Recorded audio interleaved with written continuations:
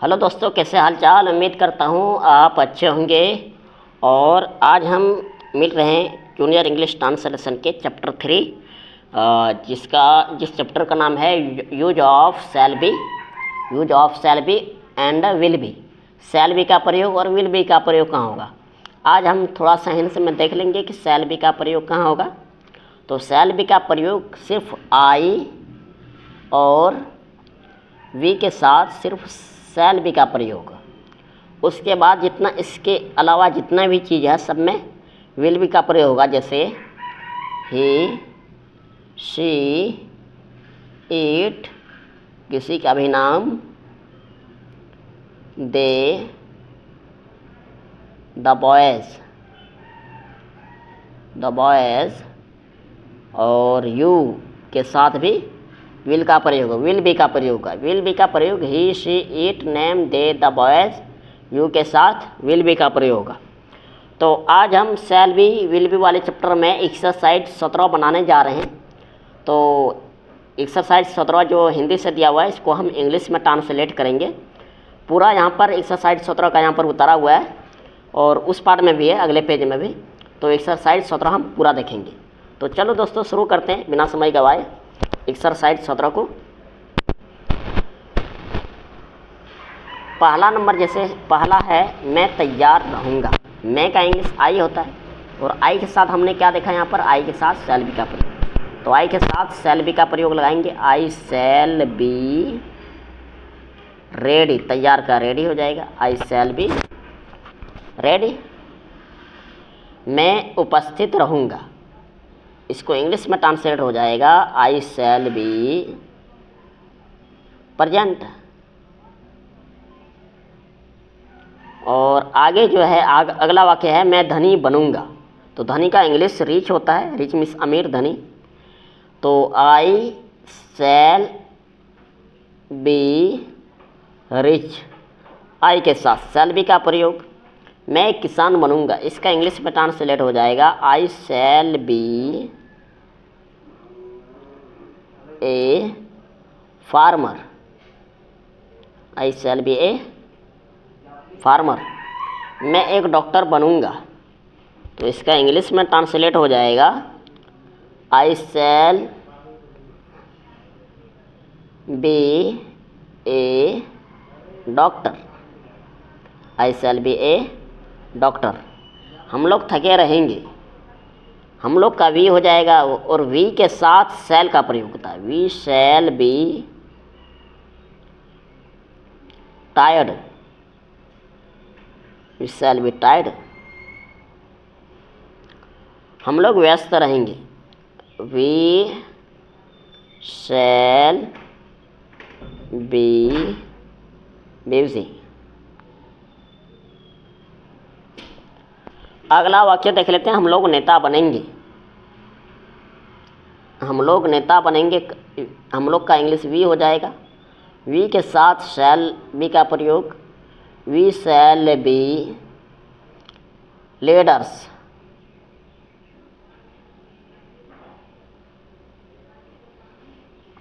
अगला वाक्य देख लेते हैं।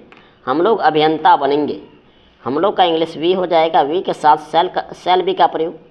We shall be engineers.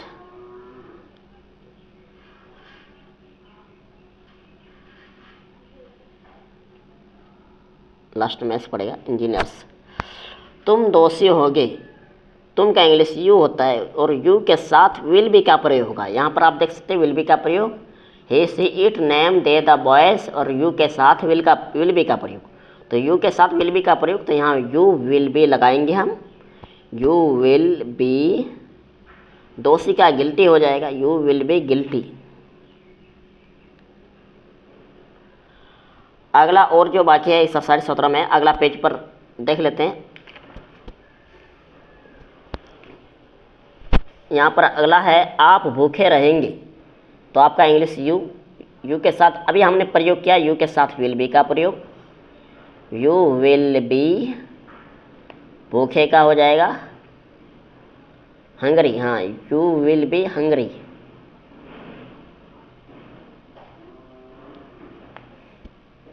आप लोग संतुष्ट रहेंगे। यू विल बी संतुष्ट का हो जाएगा इसमें सेटिस्फाइड। हाँ, सेटिस्फाइड मीन्स संतुष्ट। You will be satisfied.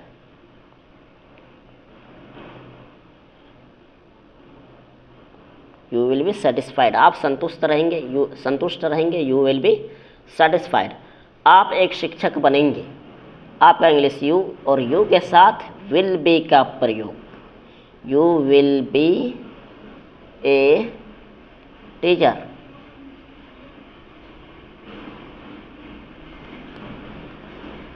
आप लोग शिक्षक बनेंगे। आप लोग का इंग्लिश यू के साथ will be, you will be teachers. You will be teachers, यहाँ ऐसा लग जाएगा। वहाँ एक शिक्षक था इसलिए you will be a teacher बोले, और यहाँ पर आप लोग यानी बहुत सारे लोग हैं वहाँ पर, तो वो क्या बनेंगे? शिक्षक बनेंगे। तो इसका इंग्लिश में ट्रांसलेट हो जाएगा you will be teachers. Sita दुखी रहेगी। Sita will be sad. Sita के साथ यानी सीता नाम है तो नाम के साथ विल बी का प्रयोग होता है, तो सीता विल बी सैड। वह उपस्थित रहेगा। वह का इंग्लिश हो जाएगा ही के साथ विल बी का प्रयोग। ही will be present. He will be present. वह नर्स बनेगी। तो नर्स कौन रहेगी? स्त्री यानी लड़की लोग, तो यहाँ पर शी हो जाएगा। She will be nurse. Nurse का है नर्स ही होता है। She will be nurse. वह कलाकार बनेगा। He will be artist. वे लोग बीमार रहेंगे। They will be ill. बच्चे खुश रहेंगे। द चिल्ड्रेन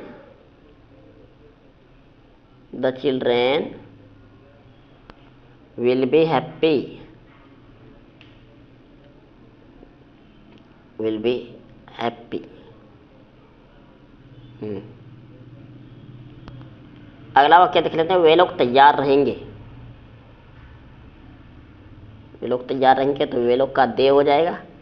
दे के साथ विल बी का प्रयोग करेंगे हम यहाँ पर, क्योंकि हमने पिछले में देखा था he she it name they the boys, और यू के साथ विल बी का प्रयोग देखा। तो यहाँ पर दे है, दे के साथ विल बी का प्रयोग। दे विल बी रेडी। तैयार का रेडी होता है।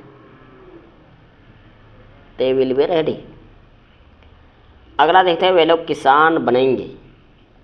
वे लोग यानी दे विल बी फार्मर्स। वे लोग किसान बनेंगे। इसका इंग्लिश में ट्रांसलेट हो जाएगा दे विल बी फार्मर्स। उम्मीद करता हूँ कि आपको समझ में आया होगा। आज एक्सरसाइज खत्म होते हैं, मिलते हैं अगले एक्सरसाइज में। Thank you.